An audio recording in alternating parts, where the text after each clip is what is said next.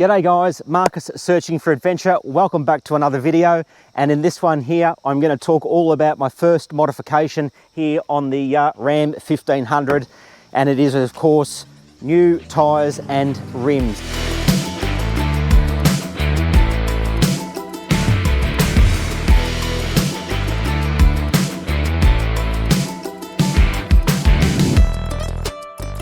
But a couple of good reasons why I did choose to go and get new rims and tyres for the car.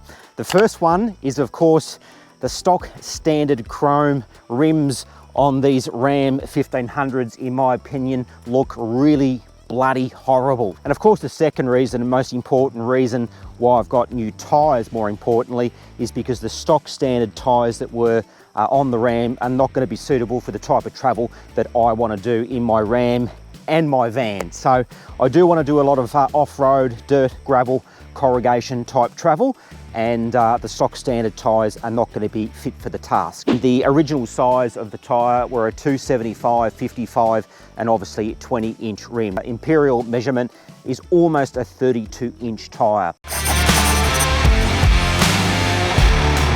So what rims did I buy? Well, I'm a bit of a creature of habit and I've gone back to the ROH Vapor. So I had this exact make and model on the 200 series Land Cruiser and absolutely bloody dead set love the look of them. So I did drop the size. I have gone down to an 18-inch rim. Standard was the 20 on the Ram, and obviously I did that to give myself a little bit of extra sidewall to bag out on corrugations and sand and whatnot. But yeah, just check them out. They look pretty cool. They're a matte black finish. They've got a real unique twin 6-spoke style, and I just think they look awesome. I did jump on the website and I did have a look at all the other profiles that are available, and as you can see there, they've got a large variety of different profiles and colours and whatnot. But ROH Vapor 18-inch, love them. Load rating on these ROH Vapors are 1,250 kilos, so more than enough for me. So certainly comply. I've got 2.5 tonne on the rear axle and 2.5 tonne on the front axle, which is going to be plenty for me. So what tyres did I end up going with? Well, I've gone with the Yokohama Geolandar XAT G016, and that is a little bit of a mouthful. But what I will say is, up until the 11th hour, I was not going to get these Yokohama tyres. So I was pretty convinced I was either going to get the Falcon Wild Peak or the BFG KO3s. I went down to my local Bob Jane here at Nerang on the Gold Coast, spoke to Michael. I've been going there for 10 years, and he introduced me to the Yokohama Geolandar, and he told me some of the real positive features about them. So I went home that night, did a whole bunch of research online on YouTube, and I was pretty convinced that these were going to be a really good fit for what I want to do. For me, one of the big priorities with a new tyre on my car was to have something that was going to be really, really strong and durable on the sidewall. So if you have been following my channel, you would see that over the years I've copped my fair share of punctures and blowouts, and look, some of those have been through stupidity and some, I think, bad luck. But for me, a high priority was a very, very strong sidewall, and as you can see here, they've got an extremely aggressive, I guess they're called lugs up here on the top, and it is a 3-ply on the side here. Now basically the Yokohama Geolandar, they kind of advertise that these tyres are a little bit like a mud terrain. They're on a mud terrain carcass with an all-terrain tread. So they've got a little bit of mud terrain DNA in them. So I will admit, when I first sort of read about that, I was concerned about the road noise, and but I can tell you that the road noise is no different to the standard wheels that I had on the Ram. Now, I know they're brand new and they will probably get louder, but I'll just show up on the screen here. This is doing 100 kilometers an hour on my way down to Bob Jane there at Nerang. And as you can see here where it's peaking, the decibels where it's peaking, I was on the highway, a little bit of traffic around me. Now you can have a look. I've now got the tyres on. This is where it's peaking with these tyres on. Again, I know they're brand new and they probably will wear down and become a little noisier, but my first impressions, is that there's absolutely no difference whatsoever when it comes to road noise. Now Yokohama, they advertise these as a bit of a hybrid tyre, so a bit of a hybrid between a mud terrain and an all-terrain tyre. And I guess that they do that because the tyres themselves, they're a 3-ply, very aggressive sidewall, and basically they've got the carcass of a mud terrain tyre, but the tread pattern of an all-terrain.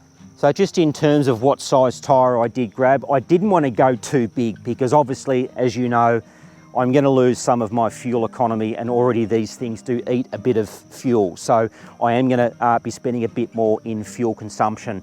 But basically these tyres are a 285, 70 and 18-inch rim. Now, most of you know what these sizes represent, but look, if you didn't know, the 285 is the width of the tread pattern there.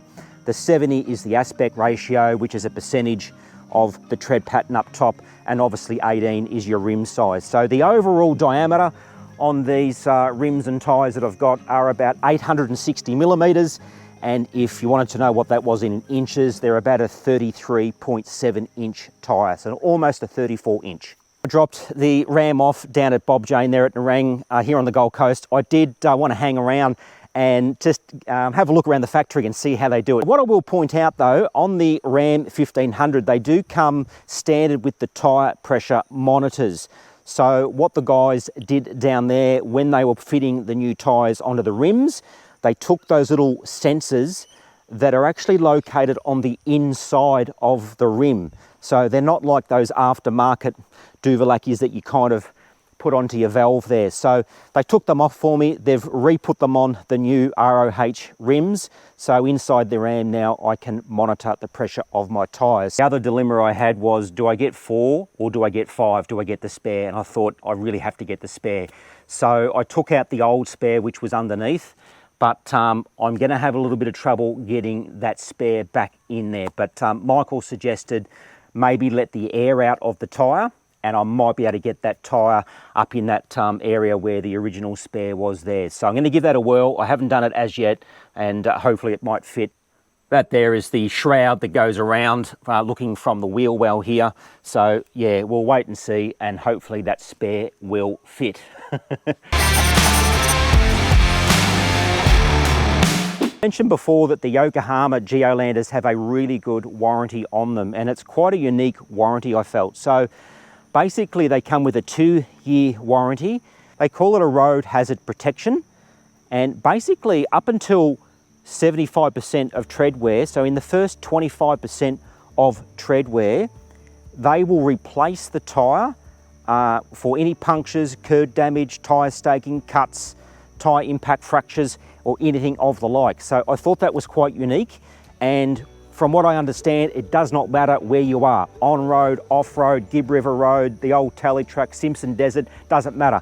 If you've got less than 25% where they're giving you a new tyre. I had also read if they haven't got a tyre where you're close to where you've had that puncture or whatever, they'll fly a tyre to you. They'll fly one to Birdsville and or wherever you bloody might be. Basically 75 to 100% new tyre, 50% to 75% they will try and repair it first, free of charge. Obviously, if they can't repair it, they'll replace it. Less than 50% wear, then you're outside of that protection warranty system. Now, how many Ks are they advertising to get out of the Geolanders? It's around 70,000 kilometres or so. Japanese technology on the Yokohama tyres. They do make these in Japan, but they're also manufactured in other parts of the world as well. I think they're made in Thailand, the Philippines, China, and also the USA. But the big question is, how much does it all cost? Basically, 5 for 5. Yeah, that's it. 5 tyres for $5,000. So the rims came in at around $450 per rim. I've got 5 of those, obviously, and the tyres came in at around $550. So smack on $5,000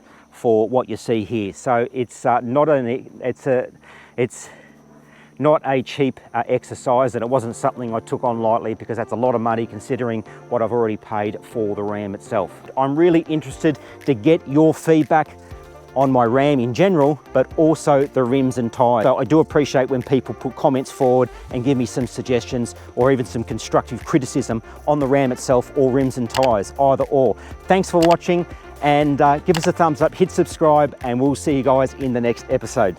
Cheers, guys.